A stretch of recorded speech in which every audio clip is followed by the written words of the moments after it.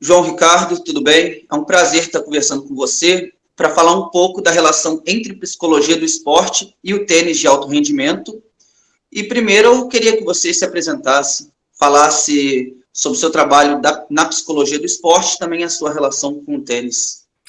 Em primeiro lugar, obrigado, Patrick, obrigado aí, pessoal, amigos do Brasil no Tênis. Parabéns pelo trabalho, brilhante trabalho, inclusive, que vocês realizam aí para o tênis, não só brasileiro, como internacional. Então, uma alegria, uma honra para mim estar aqui para falar sobre a psicologia do esporte, que é uma área que eu estou já há mais de 30 anos. Sou psicólogo, especialista, né, na área da psicologia do esporte. Eu concluí meu mestrado, o doutorado e o pós-doutorado na área da psicologia do esporte. Meu doutorado, inclusive, ele foi sobre tênis, né? E fala aqui um ex-tenista profissional, né? Eu fui tenista até os 19 anos, joguei tênis dos 5, 6 até os 19, me profissionalizei, joguei diversos torneios na década de 80.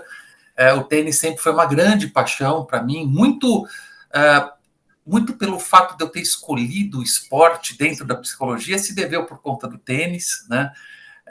E nessa trajetória toda, desses 30 anos, eu já atendi muitos tenistas, tanto juvenis como profissionais, feminino, masculino. O meu doutorado ele foi sobre o tênis, o que me rendeu um livro que se chama O Comportamento Emocional e Psicológico de Tenistas Juvenis. Foi a minha tese de doutorado que eu defendi na USP. E o tênis é uma paixão para mim, eu gosto demais, eu tenho prazer não só em jogar hoje, mas brincando, porque acabei me lesionando na época que eu joguei, era tudo raquete de madeira.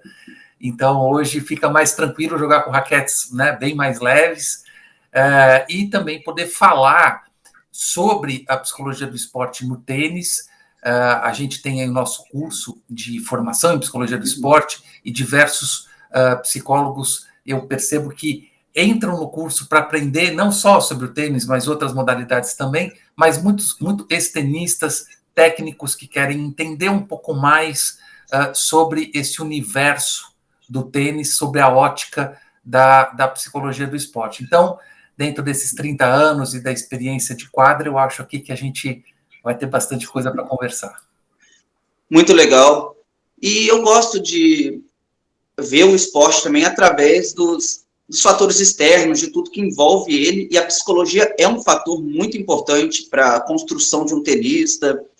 Então, por exemplo, você falou de já trabalhar com ex-tenistas, tenistas brasileiros, do juvenil, do profissional. Na formação do juvenil, quais são os aspectos principais que têm que ser trabalhados para desenvolver um tenista para quando ele se torna de alto rendimento? Patrick, eu diria que essa é uma questão, ela não é importante, ela é vital. Eu diria ela é imprescindível, né? Porque quando a gente fala em tenistas juvenis, o juvenil a gente está falando de adolescência. E a adolescência é uma das fases da vida que mais mudanças ocorrem, mudanças físicas, fisiológicas, psicológicas, né? Fisiológicas, mentais, emocionais, sociais. Então, se você analisa sob a ótica, sob o prisma da psicologia, tantas mudanças que o desenvolvimento humano conduz naquele momento, junto com a pressão, com as exigências que o tênis exige, né? Perdão a redundância, mas com as exigências que a gente encontra no tênis, de concentração, de controle de ansiedade, de foco, de equilíbrio, você somar esses dois aspectos do atleta e do indivíduo, do ser humano, é uma demanda muito intensa.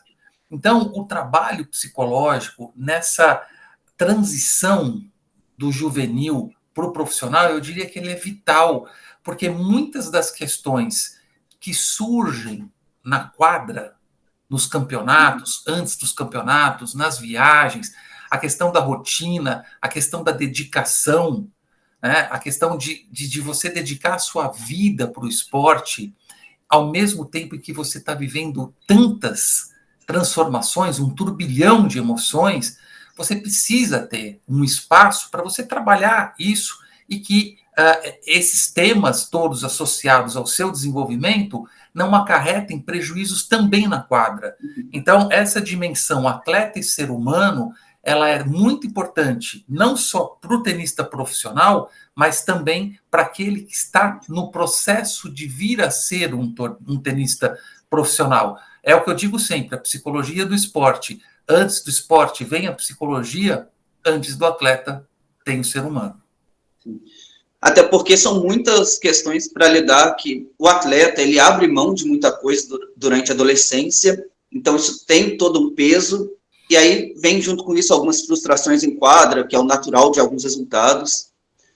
E eu acredito que isso prejudica muitos atletas, outros já desenvolvem melhor. A gente vê tenistas, por exemplo, o próprio Djokovic, quando ele está envolvido em muitas questões pessoais, você vê que isso afeta o desempenho dele. Então, já é um cara renomado. Então, são muitos exemplos, né? Eu acho, Patrick, que o grande desafio, né, se a gente for aqui puxar, pela minha experiência, não só de quadra, mas também agora como psicólogo, eu diria para você que é a permanência dentro das 4 linhas. A permanência que eu digo no sentido de autocontrole, de equilíbrio, de foco, de pensamento, você conseguir viver dentro daquelas linhas toda a sua existência daquele momento, que nada mais importa. E para você conseguir chegar nessa blindagem, né, do comportamento relacionado ao pensamento, você tem que trabalhar muito as suas emoções. Né? É o que você muito bem lembrou. O Djokovic, quando tem questões, não só o Djokovic, mas diversos outros tenistas. Sim, foi um exemplo. Só pelo exemplo do Djoko, mas vários outros tenistas tiveram dificuldades. A gente pega desde a época do Agassi, ou até um pouco antes, de Borg, de McEnroe, Jimmy Connors, Ivan Lendl. Você tem aí um conjunto de exemplos. Muita gente. Muita gente. Recentemente teve a Osaka Bart, que se aposentou também, né? Pois é. Né? A Naomi Osaka, que se aposentou, e disse da depressão, do pânico que ela sentia, né? Da tristeza, e tudo isso, o que eu acho que é importante existe um espelhamento das experiências infantis, infanto-juvenis, ou as primeiras experiências de vida, elas tendem a se repetir ao longo de toda a vida. E quando você tem no ambiente algo que estimule você a sentir emoções similares àquelas que você sentia na infância, isso o quadro tende a se acentuar. Essas emoções, elas tendem a surgir de uma forma completamente desorganizada. E é o que acontece na quadra e acontece fora dela também. Por isso, quando a gente trabalha essa dimensão do ser humano, da existência, do desenvolvimento, né, da sua capacidade, do seu talento, da sua potencialidade e também de todos os prejuízos que todos nós tivemos, em maior ou menor grau, no nosso desenvolvimento, a gente consegue ter a formação de um atleta mais inteiro. Inteiro, que eu digo, é no sentido de estar mais pronto, de ter prontidão competitiva. A prontidão competitiva para o tenista, ela é fundamental, e a prontidão competitiva exige um autoconhecimento, um autocontrole, um autogerenciamento das emoções e dos pensamentos.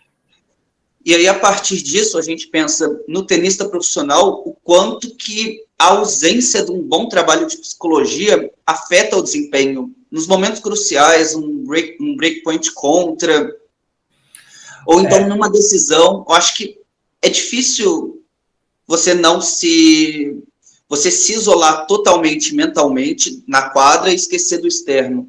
Assim, se você não tem esse trabalho de psicologia do esporte bem feito. Sem o apoio, né, sem a parceria da psicologia do esporte, é, de fato, mais difícil você conseguir se autogerenciar em diversos momentos. E não digo nem só dentro da quadra, às vezes na noite anterior a uma partida importante, você pode ter uma insônia, pode ter uma ansiedade somática, uma dor de barriga, taquicardia, enfim, você começa a transpirar muito.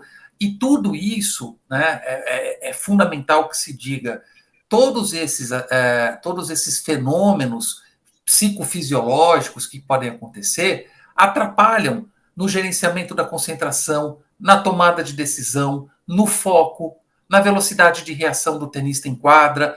O tenista tem ali centésimos, às vezes, para tomar uma decisão no golpe que ele vai proferir, né?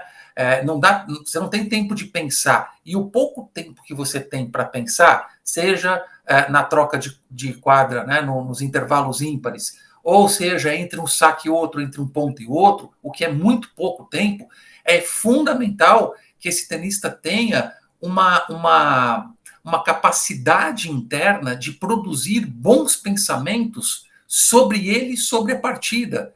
Porque, vamos lá, se você comete uma dupla falta, você tem alguns segundos para o próximo saque e naquele espaço a sua cabeça pode ser povoada com os piores pensamentos ou pode ser povoada com os pensamentos mais construtivos possível.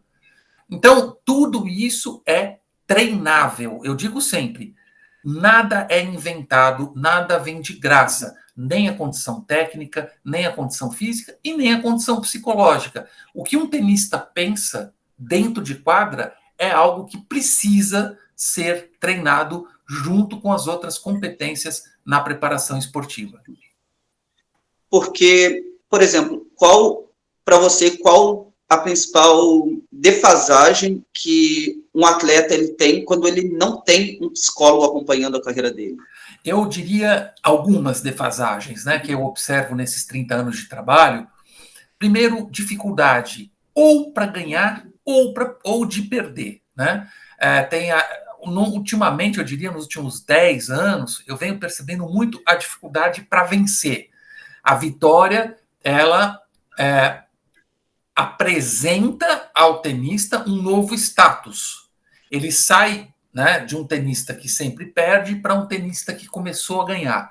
Então, aí ele tem um patrimônio onde ele precisa de uma autoimagem, de uma identidade própria, capacitada, né, para acolher o sentido da vitória. Então, dificuldade para ganhar, e a gente pode começar a observar, e o Fininho muitas vezes fala sobre isso, jogos que são ganhos e que de repente são jogados na lata do lixo, né? A partida estava ganha, como que a pessoa não conseguiu concluir a partida? Então, conclusão e vitória têm sido pontos importantes da parte psicológica. Mas gerenciamento de concentração, diálogo, monólogo interno, isso eu falo para os tenistas, é fundamental. Aquilo que você diz para você mesmo é uma verdade. E essa verdade entrará em quadra e estará ao seu lado o tempo inteiro. Então, cuidado com seus pensamentos, treine os seus pensamentos. E também, Patrick, amigos do Brasil no tênis, a questão da ansiedade, principalmente aí com tenistas infantis, infanto-juvenis, né? Existe a questão da ansiedade, e a ansiedade, se você não trabalha, e hoje em dia a gente trabalha com aparelhos extremamente modernos, tem biofeedback, tem neurofeedback para a parte neuropsicológica de reflexo, o mindfulness associado aos aparelhos de biofeedback para respiração, para o equilíbrio interno, tudo isso é treino e aprendizado. E o tenista vai poder, aos poucos, nos treinos, ir levando esse conjunto de habilidades treinadas e aprendidas, e migrando do ambiente do treino para o ambiente de competição. Você falou sobre como os tenistas lidam com as vitórias também. Como você enxerga esse movimento recente que a gente citou, da Naomi Osaka, da aposentadoria da Barty, em outros esportes também teve a Simone Biles, assim, onde elas ganham tudo, chegam no topo muito cedo e não conseguem manter psicologicamente. Você acredita que é uma coisa que vem acontecendo mais, ou só vem sendo mais falada? Não, eu acho que é muito importante que esses ícones, né, não só do tênis, mas do esporte e outras modalidades, também possam falar e alertar, porque para você ser um atleta vitorioso, uma atleta vitoriosa, você precisa se preparar para tal. Não é a vitória, as pessoas acham, é muito fácil ganhar, né, é a fama, é o dinheiro, é a pessoa ser reconhecida, ela dá autógrafo, ela tira foto com todo O mundo. trabalho psicológico é social também, né? No social, no fora de quadro. Totalmente, você precisa preparar esse indivíduo para encarar as demandas sociais que ele vai encontrar enquanto uma pessoa de sucesso, como um artista, como um atleta, como um político. Você tem essa, né, você precisa estar apto a ter essa conexão da forma, o elo, da forma mais saudável possível. Mas não é só isso.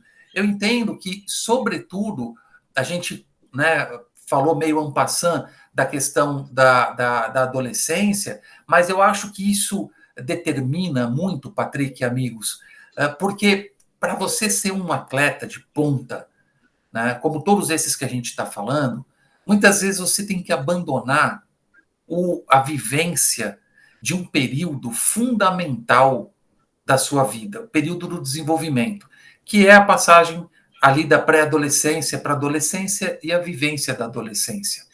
E ninguém passa para a fase adulta sem ser adolescente em algum dia. E seja adolescente com 18, com 20, com 25 ou com 30. Vai ser adolescente. Só que esse desencontro cronológico de vivências, expectativas e exigências, às vezes derruba a pessoa e gera quadros, seja de ativação muito alta, como quadros de ansiedade generalizado, transformados em síndrome do pânico, como você pode ter também com baixa ativação, que é melancolia, tristeza, solidão e depressão. Fato é que o desequilíbrio daquilo que é vivido versus o que cronológica e biológica e psicologicamente é esperado, quando isso não tem uma comunhão, a chance de você ter um solavanco ali adiante é muito grande. E, de repente, você é um baita atleta, tem todo o sucesso do mundo e você não se reconhece no espelho. Veja, eu estou falando uma angústia de existência que as pessoas às vezes falam, mas ganhou tanto dinheiro, como é que está assim? O dinheiro não é tudo e o dinheiro não compra aquilo que você não viveu. Então, esse é um assunto que envolve a questão da saúde mental no alto rendimento e no tênis não é diferente. No tênis você também precisa abdicar muitas vezes, né, de um período importante do seu desenvolvimento em prol de realizar o seu sonho no esporte. Sim, você foi falando e eu fui pensando aqui em todas essas questões. São, às vezes, 8, 10 meses para um tenista sul-americano fora de casa. Você abrir mão da adolescência, isso volta lá na frente. Então, acho muito importante a gente tocar nesses temas e atletas de ponta tocarem nesses temas, porque por muito tempo foram questões invisibilizadas na mídia em geral, mas eu acho que nos debates esportivos em geral, seja públicos ou seja no âmbito esportivo. Eu acho fundamental que se fale de saúde mental, que se fale de saúde mental e sucesso, que se fale de saúde mental e exigências da alta performance, e que falando no tênis, né, especificamente, a gente entenda que a carreira de um tenista, e eu falo para os pais, né, dos e das tenistas que eu atendo, que o tênis é um grande funil. Você começa aqui atrás com dezenas de milhares de tenistas buscando um espaço para a realização do sonho e vai afunilando, afunilando, afunilando, e no final passam poucos que conseguem efetivamente um estrelato, um reconhecimento e um lugar de merecimento pelas vitórias, né? Lembrando que há a necessidade de um investimento muito grande, né? O tênis, pessoal, talvez não saiba quão caro é o tênis. Muita gente acha que é só um tênis e uma raquete, a raquete não é tão caro. Não é assim. Tem os treinos, tem as exigências dos cuidados de saúde, tem os profissionais envolvidos, tem as viagens para você fazer ponto fora, né? Tem um momento da carreira do tenista que ele tem o dinheiro, ele coloca o dinheiro que ele não tem ali para tentar ganhar um challenger fora e ganhar um dinheiro que ele vai ter 60 dias para comer. E as Isso pessoas pesa dentro de quadra também, com entendeu? certeza. Isso aumenta muito o estresse, aumenta muito a pressão dentro de quadra que você precisa se controlar, porque você vai jogar um challenger com tenistas que tem um nível muito alto. Então, quando o nível começa a ficar, o nível técnico, né, tático, físico, começa a ficar muito emparelhado, o que destaca aí é o controle emocional do tenista. Por isso que não é um detalhe o treinamento psicológico. Eu falo que, se você imaginar um triângulo, um lado é a preparação física do tenista, o outro lado é a preparação técnica e a base é a preparação mental.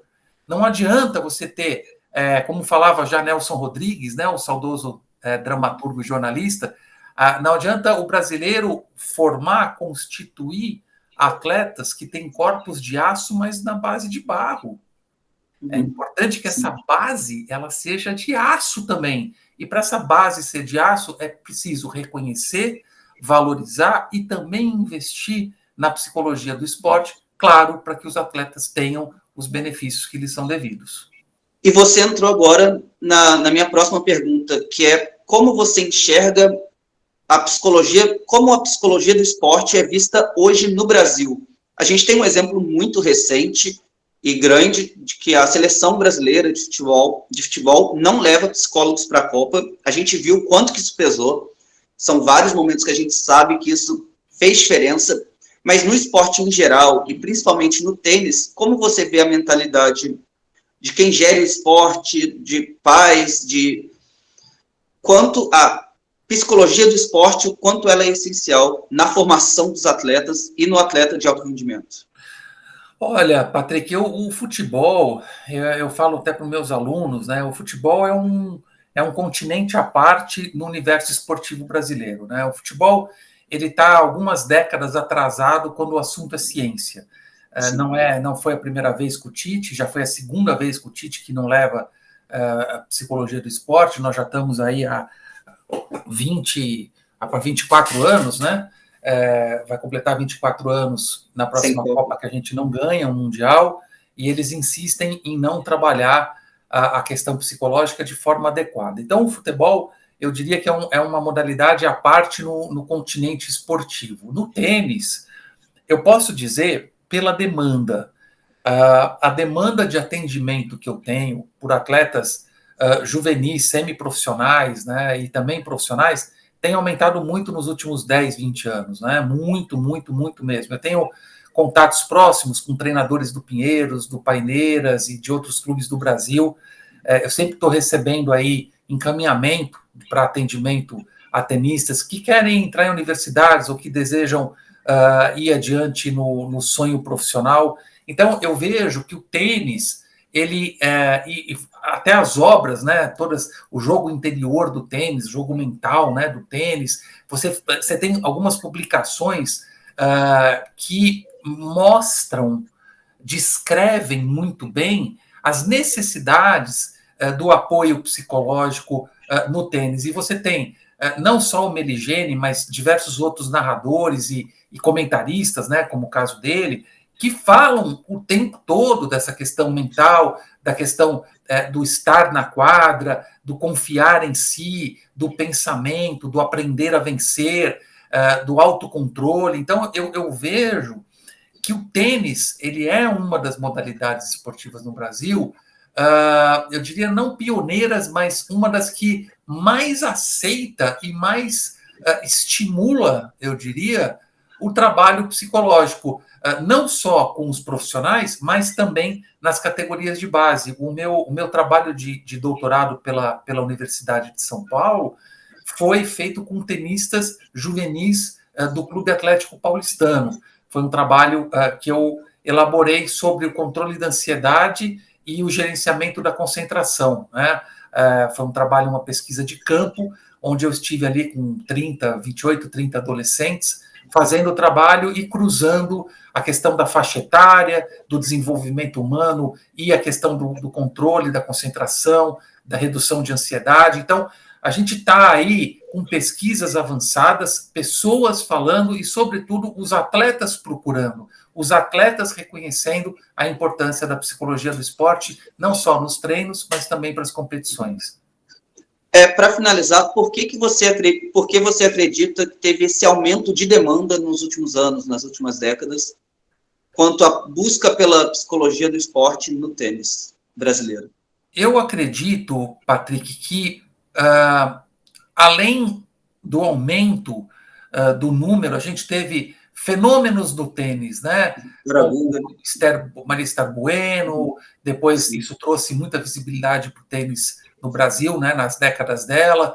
Depois o Guga, que também acho que foi um grande boom e cresceu demais o número. Eu peguei uma geração que veio com o Guga, de crianças e adolescentes que se animaram e se empolgaram muito com o tênis. O tênis teve ali anos que esteve muito na mídia e cresceu muito a procura, as quadras, as escolas, o número de treinadores, e com esse aumento do interesse, né, do tênis em si, vieram as demandas que são naturais. Se você conversar hoje com o John McEnroe, com o Jimmy Connors, com o Ivan Lendl, com qualquer um desses aí da década de 70/80, para cá, todos eles certamente vão dizer da importância que é você ter um autocontrole na quadra, e muitos desses não tiveram, né? Sim. Então, eu acredito que ícones que a gente acompanhou dessas últimas 3, 4 décadas para cá, o comportamento deles e aquilo que faltou, e as dificuldades, e a mídia, e a internet, eu acho que ajudou bastante, os torneios, os blogs, eu acho que isso gerou um aumento muito grande para o olhar da questão comportamental com o foco da psicologia do esporte, e a psicologia do esporte, paralelamente, crescendo nas pesquisas, crescendo nos instrumentos para oferecer aos tenistas uma condição psicológica melhor para estarem inteiros dentro das quadras. O resultado começou a acontecer, né?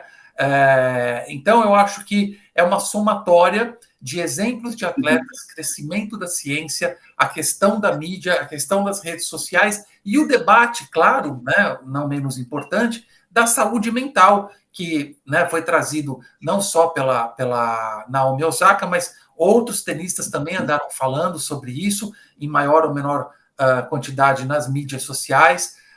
O próprio trabalho do Meligeni, que ele sempre está falando, publicou um livro super bacana que fala sobre a importância da psicologia. Então, acho que todo esse rol aí de conteúdos e informações aproximaram, e eu diria que hoje, em 2022, quase 23, a gente já tem a psicologia do esporte muito bem estabelecida, né, dentro do ambiente do tênis, seja de preparação, seja no tênis competitivo, tenistas juvenis e também os profissionais. Bom, eu gostaria muito de agradecer a entrevista. A gente abordou muitos pontos que são essenciais na rotina do tenista e que muitas pessoas que acompanham, muitas vezes não pensam ou por não vivenciarem, não pensam, nossa, quanto que o tenista precisa se preparar mentalmente para jogar um torneio, pensando no dinheiro para ele comer, no choque cultural de continente, no crescimento, lidar com vitórias e derrotas, adolescência. Então, foi muito esclarecedor, uma entrevista muito boa. E agora eu deixo um espaço para você dar o seu último recado. Fica à vontade. Obrigado, Patrick. Obrigado ao pessoal do Brasil no Tênis. Novamente, parabéns pelo trabalho de vocês. É muito importante contar, né, com mídias tão potentes que possam abrir espaço para falar sobre saúde, para falar sobre treinamento mental, para falar sobre o desenvolvimento de uma forma geral. Eu acho fundamental. O esporte, ele tem características que às vezes são muito pouco aproveitadas, e que eu digo sempre que é um dos universos mais pedagógicos que existem, junto com a escola, obviamente, mas que a escola, o esporte, quando bem conduzido, por técnicos bem formados, com técnicos que conhecem um pouco da psicologia do esporte e da psicologia do desenvolvimento, e que ajudam na parceria, né, com tenistas juvenis, infantos juvenis, a serem atletas mais bem adaptados e seres humanos mais bem adaptados ao mundo, a gente consegue celebrar o que o esporte pode oferecer, né? Então, digo, também da psicologia do esporte, para que você esteja nos ouvindo e que possa refletir sempre sobre a importância dessa ciência enquanto uma base de preparação esportiva, seja para um garoto, para um adolescente ou para um tenista mais já experiente, profissional. Os tenistas profissionais têm demandas que são específicas, são exigências, tem patrocínio, tem número de pontos para defender ano a ano. Você tem aí um conjunto de aspectos que nem sempre são muito favoráveis para a manutenção do equilíbrio psicoemocional dos atletas. E daí também a psicologia do esporte para ajudar a organizar as prateleiras dessas demandas, as pressões, criar comportamentos que promovam o equilíbrio dentro da quadra e que isso possa ajudar a serem, claro, atletas melhores e também seres humanos melhores. Então, da minha parte, muito obrigado. Quem você quiser aí conhecer o nosso trabalho no Instagram, eu sempre tenho publicações diárias, é o @João Ricardo Kozak, né, João Ricardo Cozac. Tem o meu canal do YouTube também, Psicologia Esportiva, João Kozak. Lá tem mais de 300 videoaulas sobre a psicologia do esporte. E, por fim, o meu canal, o meu site, perdão, www.cepe.com.br, CEP é ceppe.com.br. Vai ser um prazer ter vocês aí conosco nessa jornada por esse esporte tão especial como é o tênis. Muito obrigado e um forte abraço a vocês. Obrigado novamente, um forte abraço.